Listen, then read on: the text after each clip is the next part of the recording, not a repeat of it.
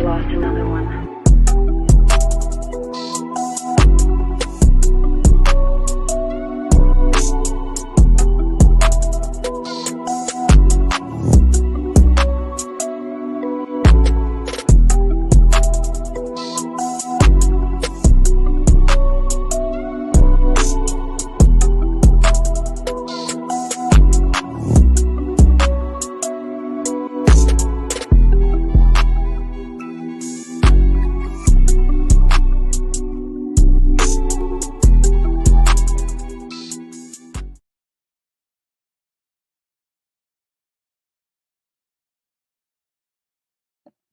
Welcome, welcome, welcome. Thank you for joining us for Get Into It with Taz and Chris. And real quick, once again, nothing happened. It is a cyst.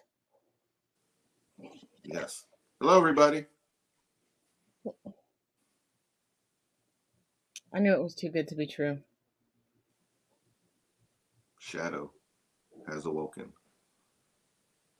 Oh, adorable. Oh, him. He's being a little shit today. Yeah. But, Hopefully it's not yeah. bathroom time for him. Oh, no. We always go to the potty well before this. Okay. Before we get into the meat and potatoes of tonight, 2022 is just going to suck. So, here's a headline. Hugh Jackman pays tribute after Wolverine voice actor's death at 91. Hugh Jackman's name is synonymous with Wolverine, but he's not the only actor who's gotten to play the role.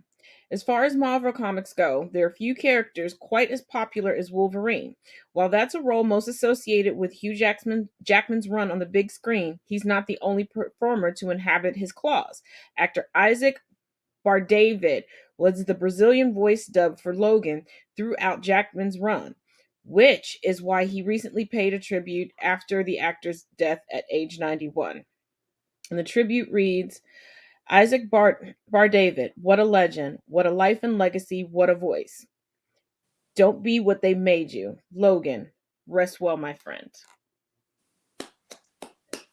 So, to all my fellow comic heads and not you fakers and posers that just found out about Marvel and DC and other comics due to movies, you will be missed, my friend. You will be missed. But one of the stories of the week involves the NFL, and you know I got a clip. Let's roll it. Flores, the former Miami Dolphins head coach, and his attorneys filed a lawsuit today in a court in Manhattan that alleges racism in hiring from the New York Giants, the Miami Dolphins, the Denver Broncos, and the National Football League. He is seeking unspecified damages for the process that is well spelled out in this lawsuit that was filed today. There are texts from New England Patriots head coach Bill Belichick that are being used as evidence in which Bill Belichick congratulates, essentially, Brian Flores, thinking that it was Brian Daboll, and Bill Belichick then saying, I'm sorry to have gotten this wrong, but yes, I believe they're naming Brian Daboll as the next head coach when Brian Flores hadn't even interviewed for the job yet. And so this obviously is just unfolding now. It's a bombshell lawsuit. There are many accusations. This is going to have ripple effects across the league, and we'll see how this is handled. Now, Brian Flores was scheduled to interview for the New Orleans Saints head coaching job today. He was a finalist for the Houston Texans head coaching job. So this becomes really interesting now, and obviously he has some strong accusations that he's mounting against the NFL, other teams in the league, but he is alleging racism in hiring. Where do you think Flores falls in all of this now that obviously the bigger picture here is a lawsuit? Well, Laura, this is going to be interesting to see the effects that this lawsuit has on the hiring process. And clearly, Brian Flores had to think of all the fallout that would come with filing a bombshell lawsuit like this against the National Football League. Now, the National Football League has wanted Brian Flores to be hired as a head coach. At least we thought so prior to this lawsuit. But after something like this, when he's suing the league and all the teams in the lawsuit, clearly you would think, I'm not a legal expert, that would jeopardize his chances at getting one of these jobs, but he had to know just what he was doing before he filed that lawsuit seeking unspecified damages from the National Football League and some of the teams in the NFL.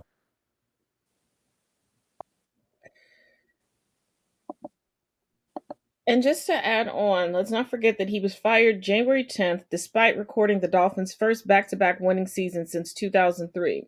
He went 10-6 in 2020 and 9-8 in 2021. His first year he went 5-11 and turned that around to a 10-6. That's something for a team that most will definitely say was doing a rebuild. I mean, that's a turnaround. That's a coaching job. That's a coach that's doing his job.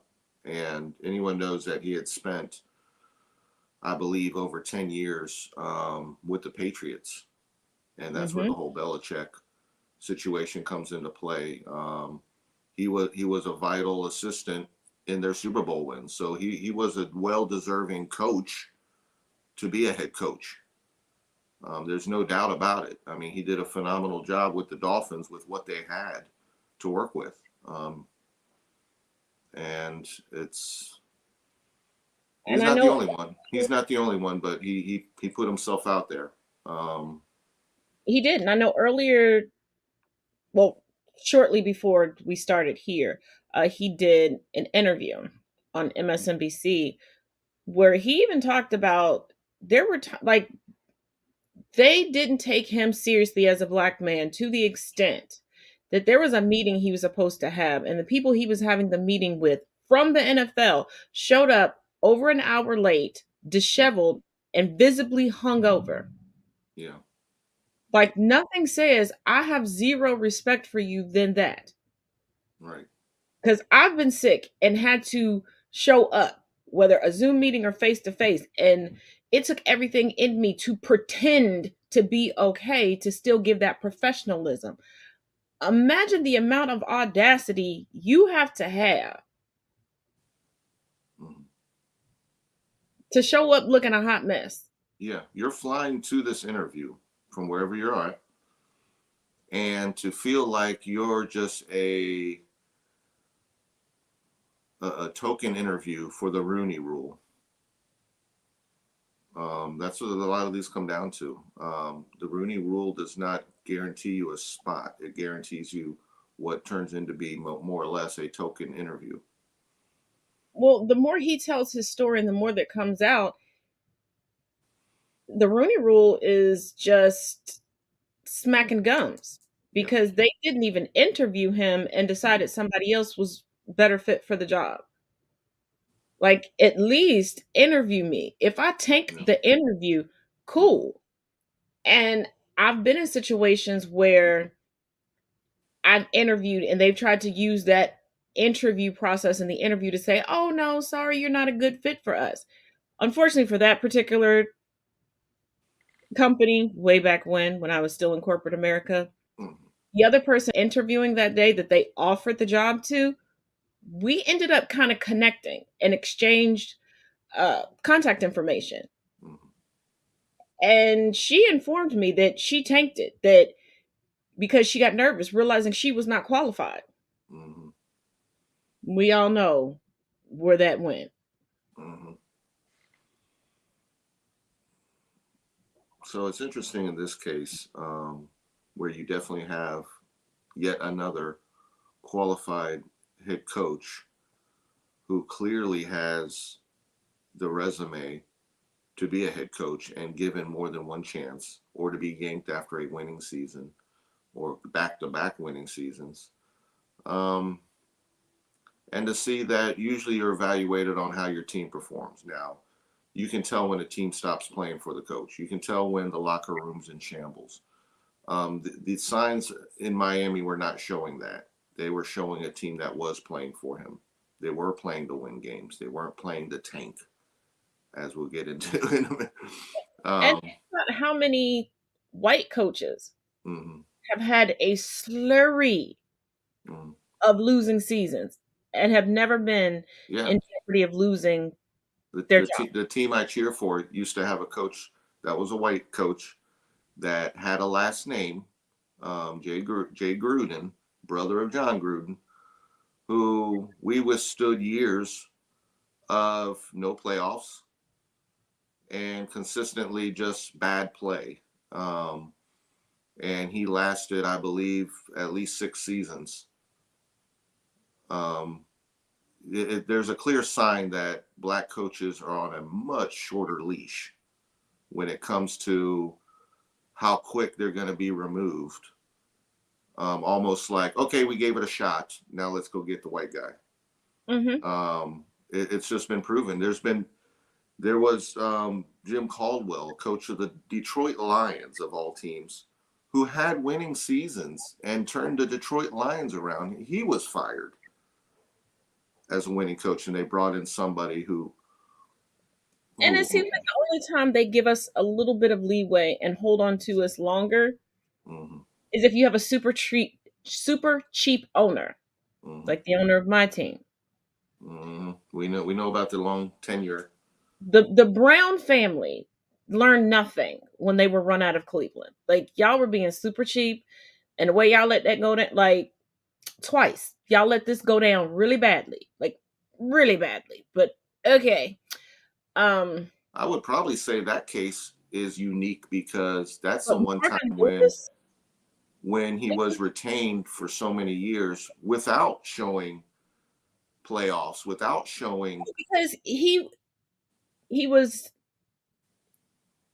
I don't believe he was the least paid in the NFL at that time, but he wasn't very well paid.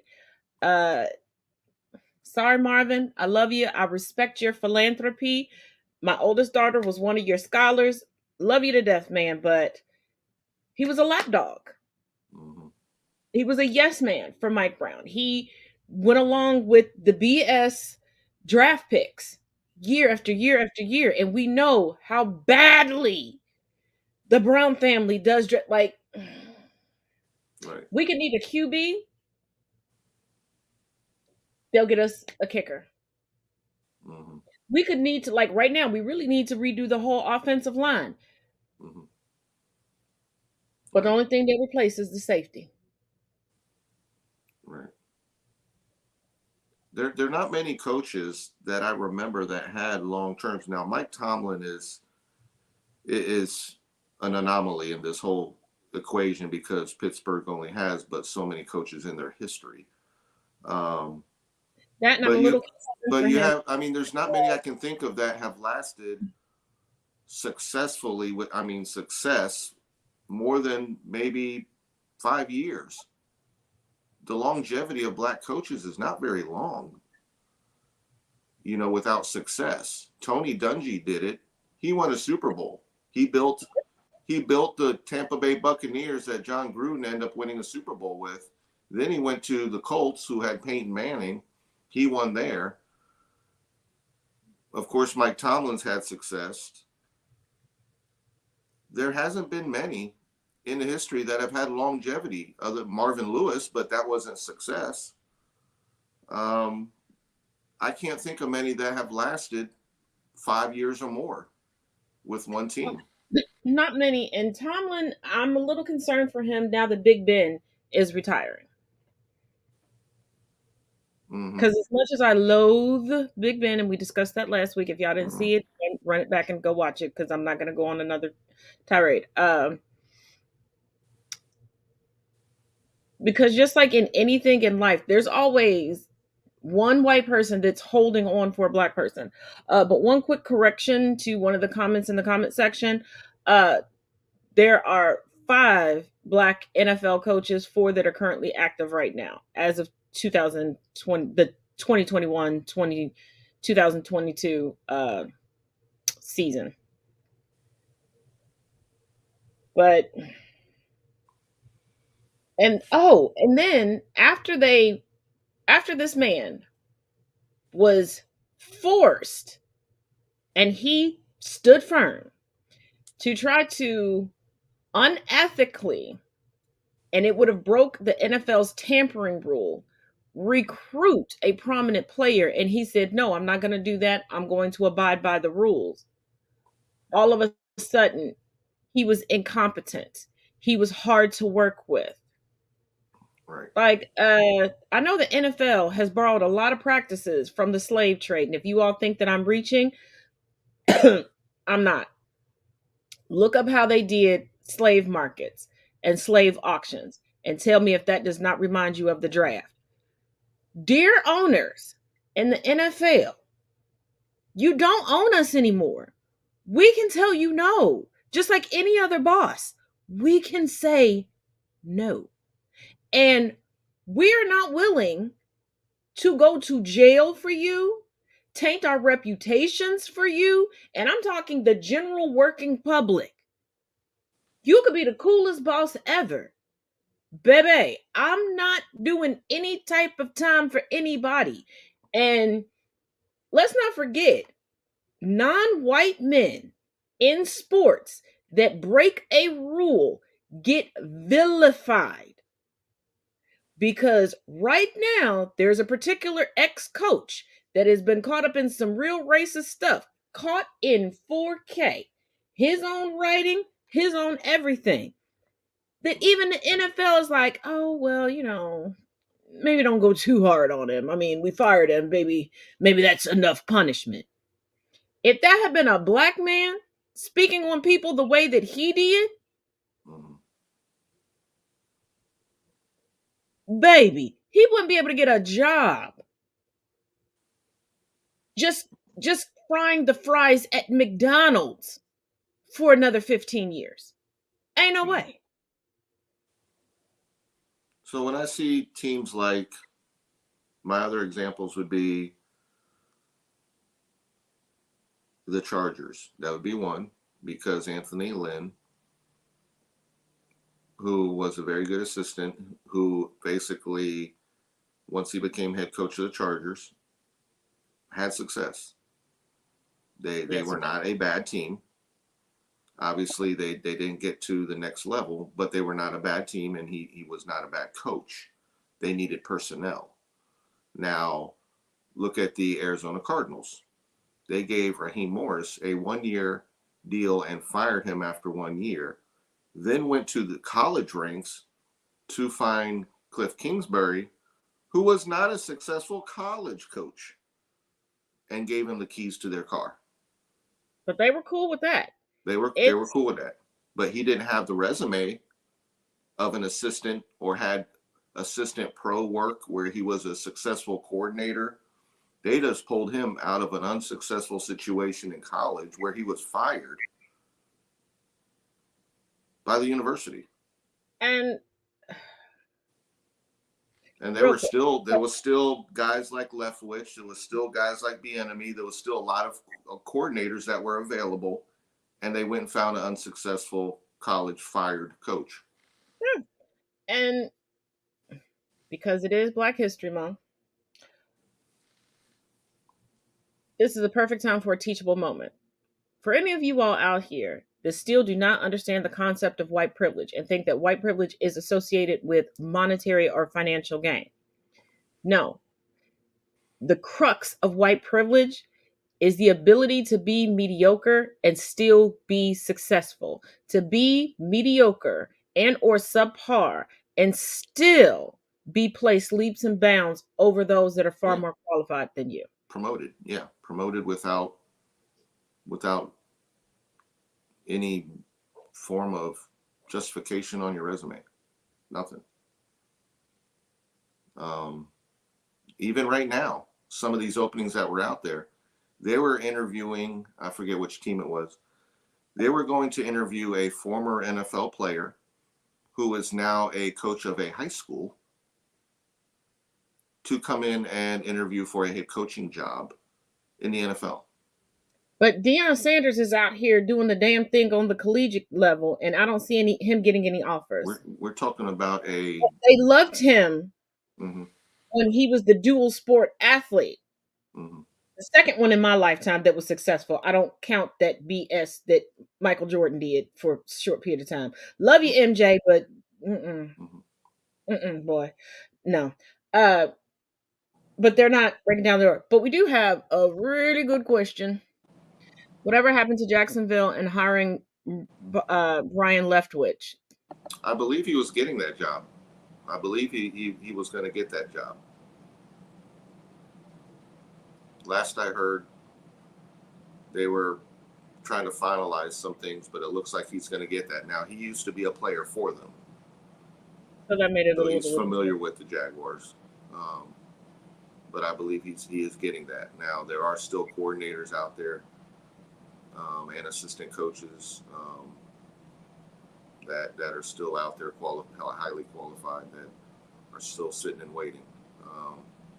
Seems like every year we get the same names that come up, and more than likely they're all still sitting on the same teams the next year. I think a lot of them are just falling into, like we keep saying, the Rooney rule, as far as we'll give you a sit down, but chances are we've basically already probably made up our mind. It's just that with this current one with Brian Flores, we had the whole Bill Belichick text, and that really blew things up because he was congratulating apparently the wrong Brian, because he knew both of them.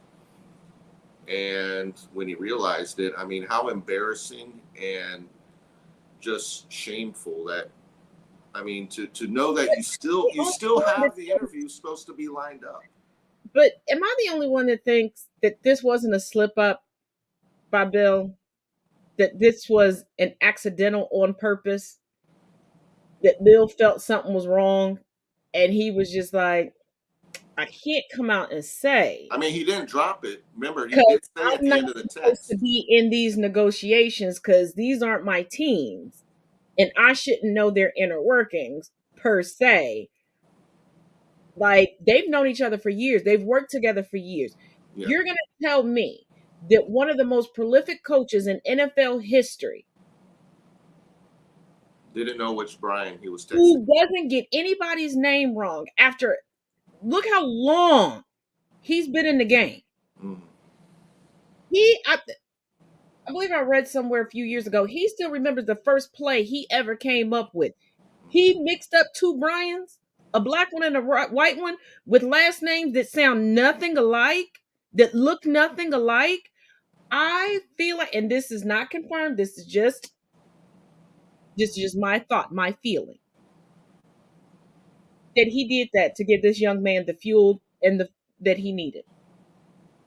Now, he could have dove out of it after the text went into Brian Flores texting back, do you mean Brian Flores or Brian Dable? And he could have dove out of that and said, you know what, I blah, blah, blah. He could have disappeared, gone ghost, but he did expose the name.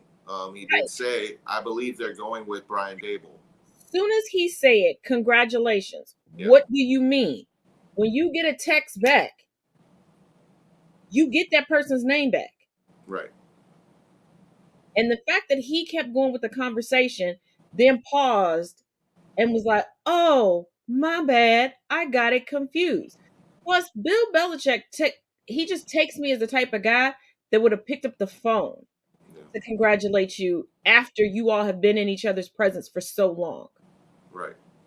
So to get a text, which means it's not hearsay. Right. I mean, he stated he has a good rapport with Belichick.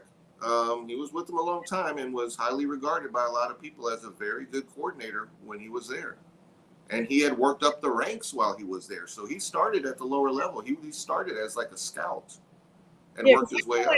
I feel like this is either an accidental on purpose, or Bill was truly excited and thought that Flores got it. And then in the midst, somebody gave him some information, was like, no, Bill, you got the name wrong. And he was like, oh, shit. Yeah. And that's basically what he said. He said, oh, effed up. But we got another oh shit moment of the week. Our precious, usually never misses, Whoopi Goldberg has been suspended for 2 weeks for the following comments regarding the Holocaust. And it goes, and I quote, and please keep in mind, I am just reading this. I did not want to replay the clip because the clip is way too long and goes through a bunch of different things and you may miss what was said. She said, "It's about man's inhumanity to man. That's what it's about." She continued, "But these are two groups of white people. But you're missing the point. The minute you turn it into race, it goes down this alley. Let's talk about it for what it is. It's how people treat each other. It's a problem. It doesn't matter if you're black or white, because black, white, Jews, everybody eats each other." She did go on to apologize on Twitter. I know her co-host Joy Behar is a Jewish woman, so I'm pretty sure they had a conversation off screen. I did not watch it in real time because I don't watch a lot of TV, as everybody knows. But in watching the clip, Joy had a shocked look on her face. Mm-hmm. I get the sentiment behind Whoopi's statement. Mm-hmm. I do. But the words could have been better. Mm-hmm. And especially in today's climate where we have a lot of Karens and Richards playing the oppression Olympics and acting as if the most minor inconvenience is oppression or racism towards them. Because I've even had people go, "Well, it's racist for you to call me a colonizer." Mm-hmm. You don't respect or acknowledge Indigenous Peoples Day and still call it Columbus Day, hence the fact that I called you a colonizer. You're Well, proud to say that your ancestors came over on the Mayflower. mm-hmm. You're a colonizer. Like that's not a racial slur. It is not hindering you in any way. So like I said, I get the sentiment that she was going after, but sometimes you have to let marginalized communities speak for themselves. And this is part of the reason why Black people either get vilified for speaking up or not speaking up, and everybody believes that everything is supposed to be carried on our backs. Mm-hmm. And this statement, and as much as I love and respect Whoopi,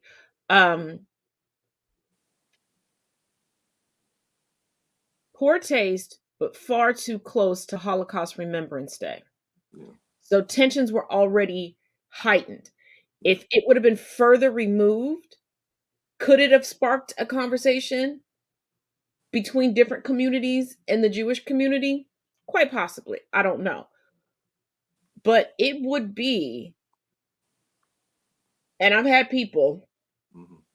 from May of last year until like November of last year saying things like, "Oh, slavery wasn't that bad."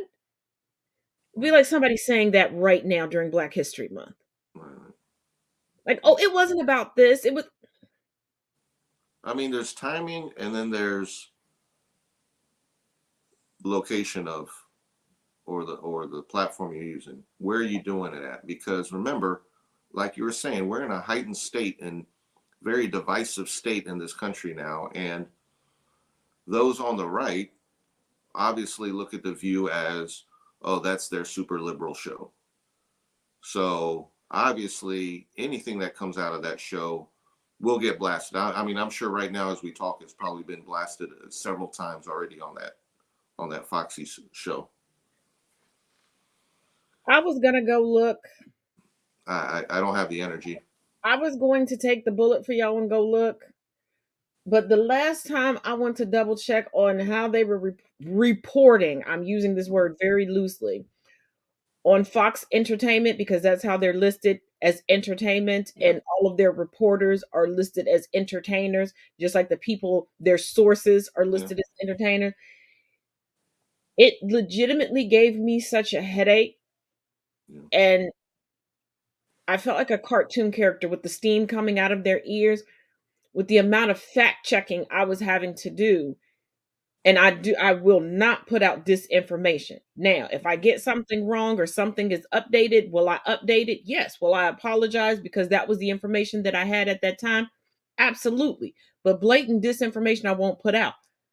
Because the last time I tried hard just to get a soundbite to let people know, yes, this came from Fox News, but you never know when somebody's going to tune in. And I did not want somebody to tune in and see that and run with it because it was just so horrendous. So I didn't.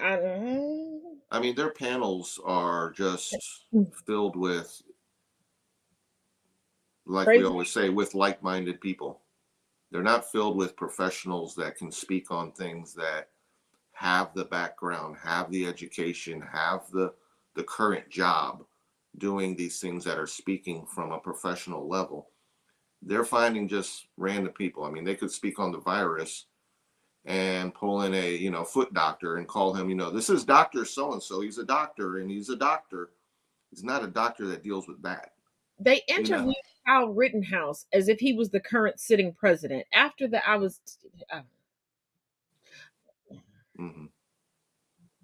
like, no. Yeah.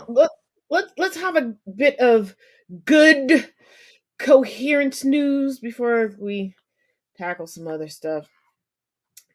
Okay, guess who's among the list of nominees for the Rock and Roll Hall of Fame for this year? We have Dolly Parton. About time you got Miss 9 to 5 in there. And I am all for making September 5th Dolly Parton Day. 9-5. Dolly Day. Eminem, Lionel Richie, Duran Duran, A Tribe Called Quest. We've been waiting on this one. Yes. Tribe is Rage Against the Machine, Pat Benatar, Dionne Warwick. Y'all should have been gave her that one. Y'all should have been gave her that one. Y'all should have had Aretha, Patty. Dionne had solid gold. Dionne and Gladys all in the same class. Now, I know Aretha wasn't in that special from the late 80s. I'm that old, I don't care. Where some of y'all will remember, where it was Miss Patty, Miss Gladys, and Miss Dionne that came together and blew the roof off the sucker on regular non-cable TV. Okay? Let's see. Carly Simon, Judas, and Beck. If Beck gets in here before Tribe Called Quest, Dolly Parton, or Dionne Warwick, or Duran Duran, I'm gonna throw hands. Or Rage Against the Machine. M. Rock and Roll Hall of Fame. You ain't that far. It'll be on site. I could see several of those. M. I definitely know M would. I definitely would see Tribe Called Quest. I mean, that's. And my thing is, this is no disrespect to anybody else, but my feeling is Dolly Parton, Lionel Richie, Duran Duran, A Tribe Called Quest, Rage Against the Machine, and Dionne Warwick should get in before some other people on the list. It's not taking away from their talent. It's not taking away from their catalogs. But you have people who walked so these other folks can run. And it's a little disrespectful for Miss Dionne to literally pave the road for you. Dig the trenches, lay the concrete, and because you got to walk on the concrete, you get in before her. No, ma'am. No, Miss Mamas. No, Miss Mamas. Okay. That's a good list, though. It is. I saw that earlier. I do believe some of those I was actually surprised that aren't already in. Like you're saying, like what is this? The NFL Hall of Fame? Like they're on the 7th attempt of getting in? Like yeah, because I got a phone call earlier today, and I was in the midst of doing some research and dealing with puppers over here. Because for some reason he acts like he can read everything that I'm doing on my computers. So I start to type something, he comes over and his head goes back and forth. So I thought I misheard the person that was like so excited, like, oh yeah, my favorite people could possibly get in. And I was like, hold on. Let me take a moment when I get a break and clear my mind. Let me look this up. Looked it up. One source that I have trusted for years. I'm not going to say them out loud because I don't want no hate from them. I kind of doubted them today. So I had to do a little bit more digging. Like, wait a minute, because I could have swore some people. I really thought Duran Duran and Pat Benatar were already in. I thought Dionne Warwick was already in. That's true. I'm like, Duran Duran's not there. Like, what? Like, they are 80s they are a symbol of 80s. I mean, you can't deny it whether you're a fan or not. I mean, I never had a problem with their music. I thought they had some good stuff. They were very, very, Also, honestly, I thought Rage Against the Machine was in because I was like, if yeah, nothing else, as the biggest FU ever, I figured even if they didn't put Rage Against the Machine in before, they would have done it during a Trump year while he was still cosplaying presidency. Because so many dumb Trump supporters were using Rage Against the Machine songs yeah, to show their patriotism to Trump. yeah, And I'm just like, they're not, they're, yeah, they're not in. right. But I think they still mad at Miss Dion for getting caught with weed at that airport that one time. But I'm like, But she's Miss Solid Gold. but exactly. I'm like, do y'all not forget like the height of I grew up, me and my sister watching Solid Gold. My sister wanted to be a Solid Gold dancer. oh baby. Like while everybody else was on what? American Bandstand and everything. Oh, Solid Gold was my thing. And no knock to Soul Train. Soul Train was amazing. Right. But them Solid Gold dancers, Mhm. they were a different breed. They were. They did stuff that I'm Mhm. like, how your body move like that? When they say shake a tail feather, they had feathers everywhere. Yeah, I'm just like, how your body do that? You okay? Mm-hmm. Where other shows just had people like you could literally They're boring. The other ones are just boring. Well, you could come in off the street and be a dancer for the show. You didn't have to have any formal training. Yeah. And I'm not knocking it because there are a lot of people who ate well, were able to provide for their families, became regulars, made a lot of money, are even popular still to this day, went on to choreograph things. I am not knocking it.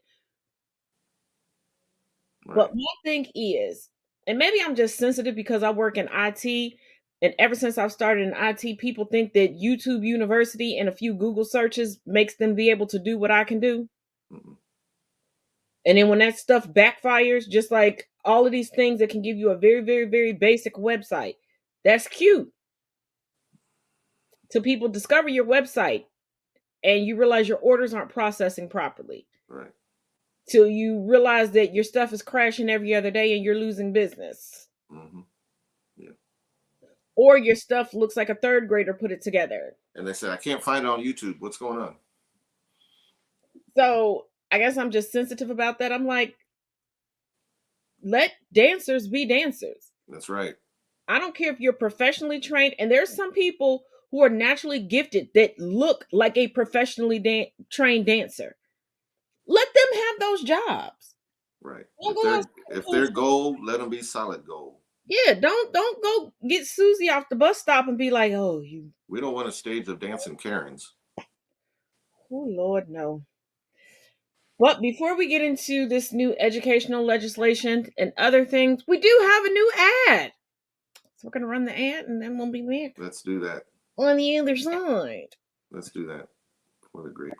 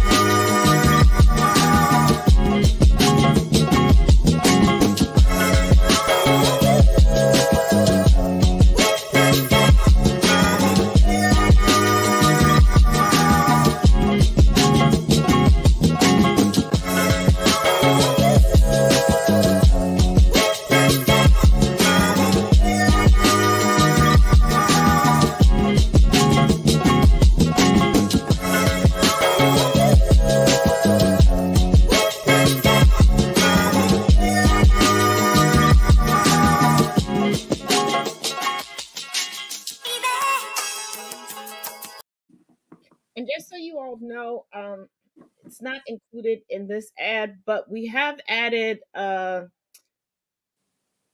AirPod cases and wine tumblers, but of course, darling.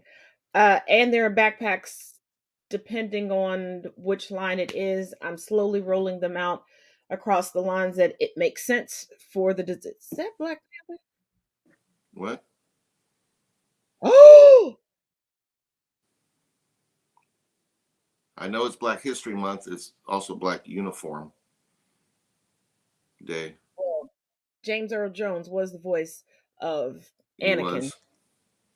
And for those of And you that, all that want to, and before some man jumps in the comments and goes, "That's Darth Vader. That's not Anakin." Who do you think Darth Vader is? Anakin. right. So James Earl And I say that Jones. This is for James Earl Jones. And this is for Wakanda. Chad Boseman forever. So it's my tribute for today. Aside And from Bob. of course. Nobody did it better than him. And just so you know, the sweatshirt that I'm wearing today, and if you all didn't pick up yesterday, for the rest of the month, I'm going to be wearing very blackety black stuff. But this is from my line. You may have seen it in different colors in the ad. Yes.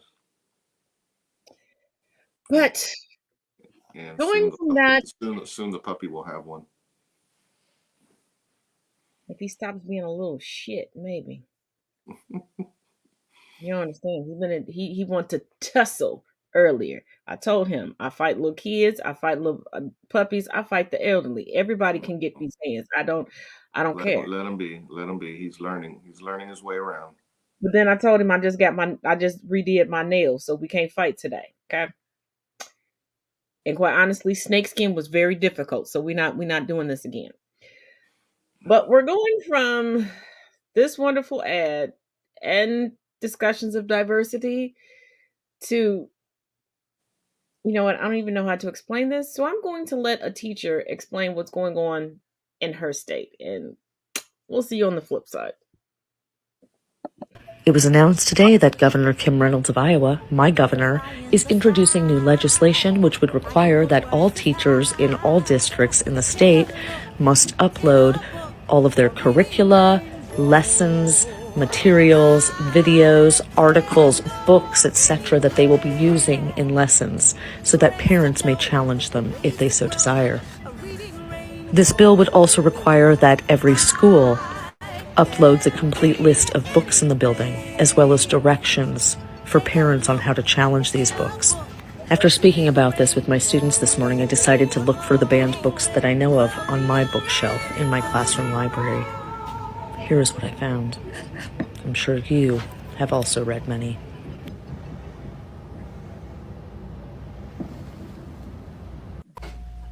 An even more alarming piece to this legislation that my governor is proposing, maybe more alarming, is that she wants cameras in every single classroom in the state, except for special education and PE. Every classroom live streamed so parents can watch.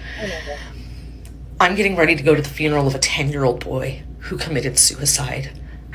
I asked my students if they could talk to their parents if they were feeling that way, and not one raised their hand. But I've had several students talk to me when they feel that way. Who's going to be there for our kids who can't talk to their parents when their parents are now going to be watching them in the classroom? This is I can't continue being a teacher. I don't think if this stuff happens.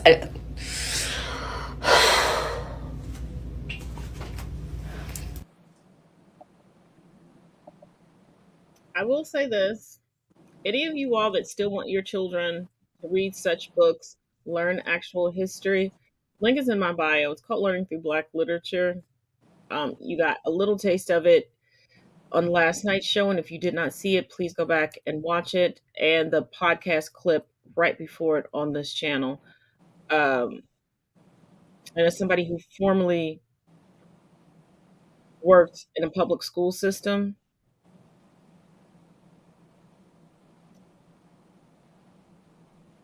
restricting children is not going to do what you think it's going to do when you're restricting their education. These kids are going to find these books and they're going to read them, and they're going to read them without proper context and without proper guidance. And it could go left real quick. To putting cameras in for parents to constantly monitor them as if they're 2 or 3 in daycare. If you're just housing children and not raising them,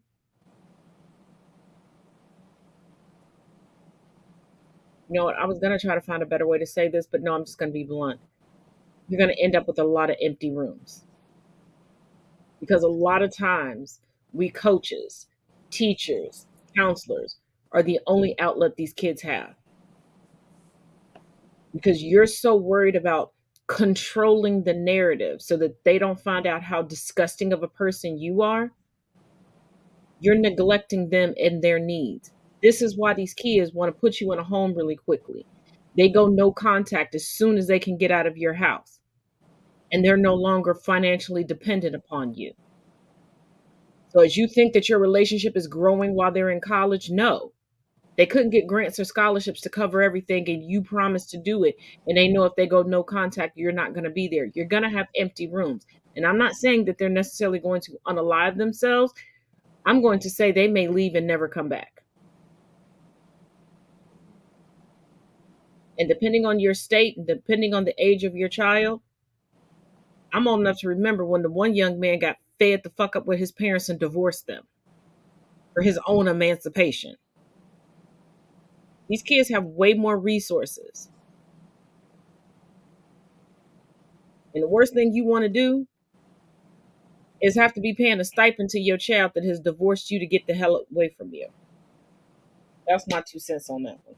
We'll see.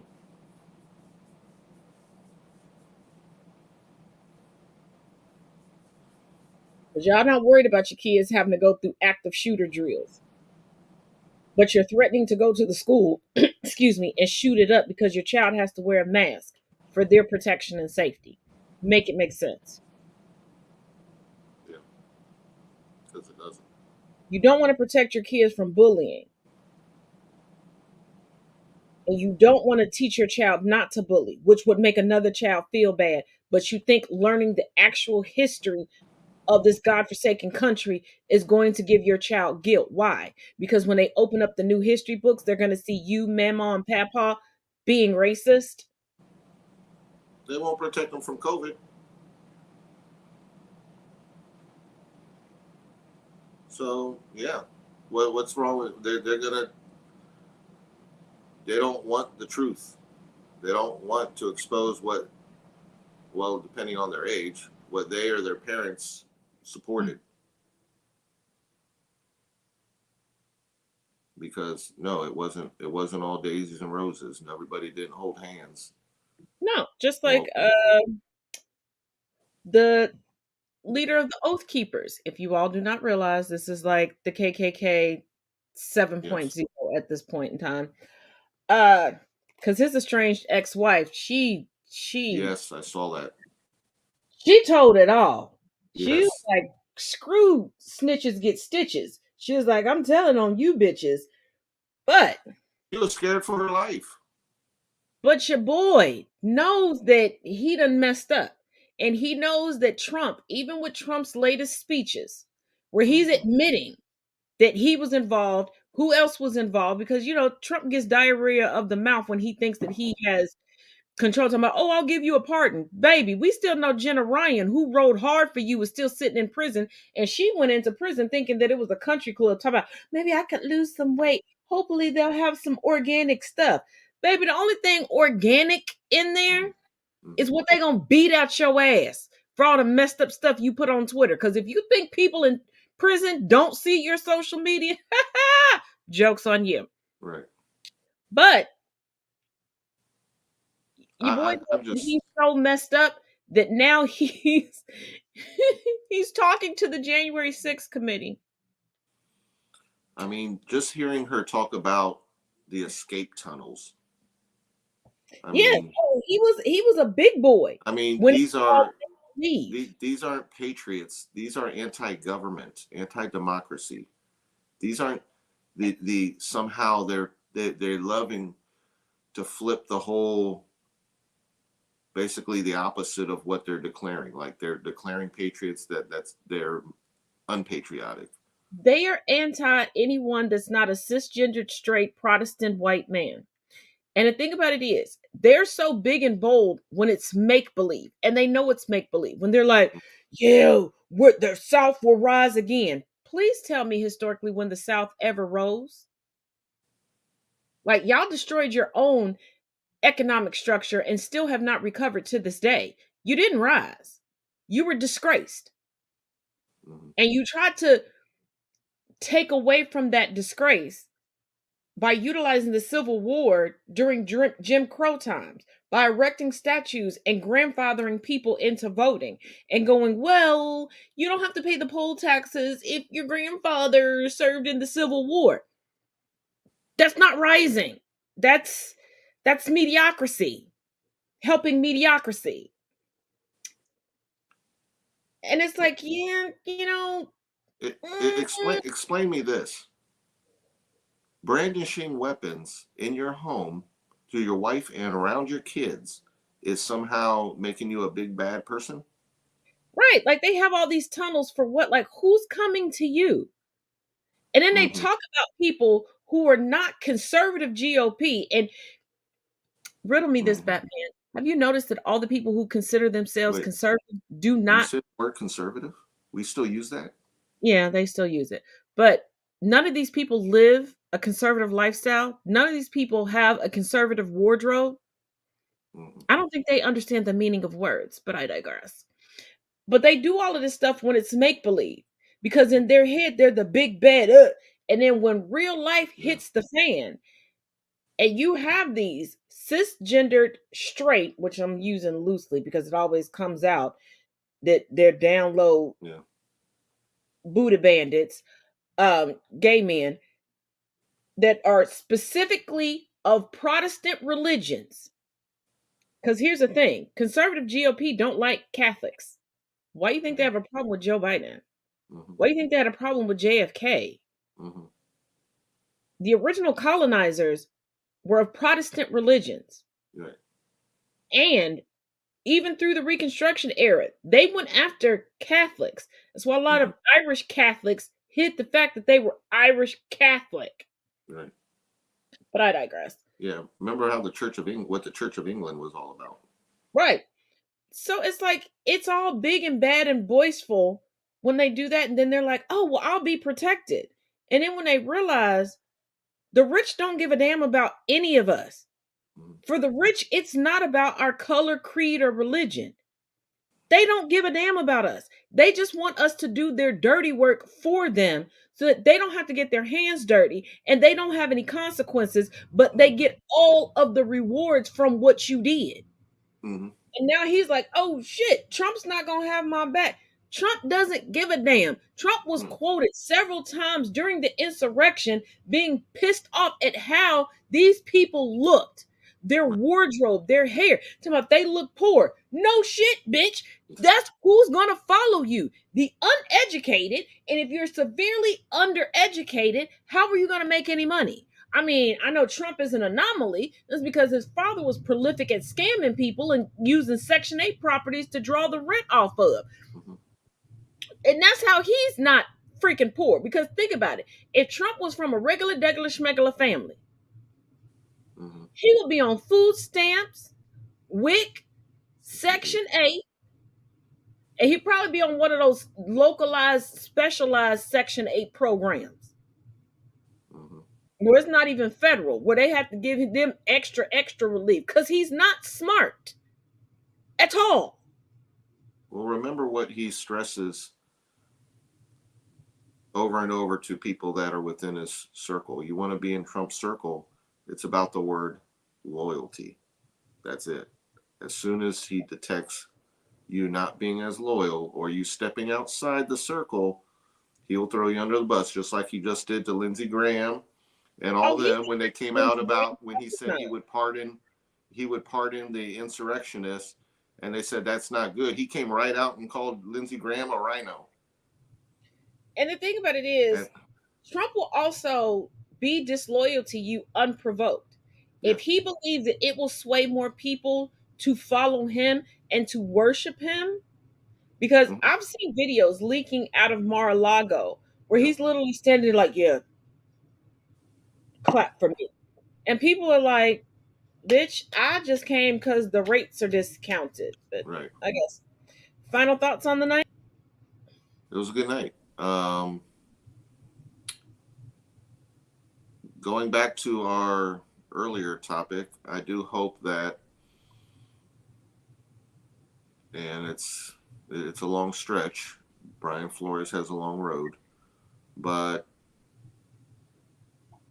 I'm glad that the exposure is coming from not a player this time, because it's a whole system. Because usually we're hearing about players and not coaches or management, because in management they're not really there. Number one.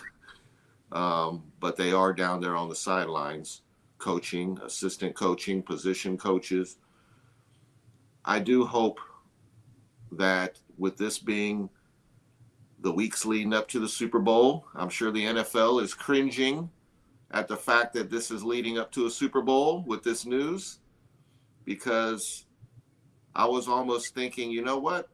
Snoop, Dre, M, Mary say we ain't playing halftime. But that would never happen.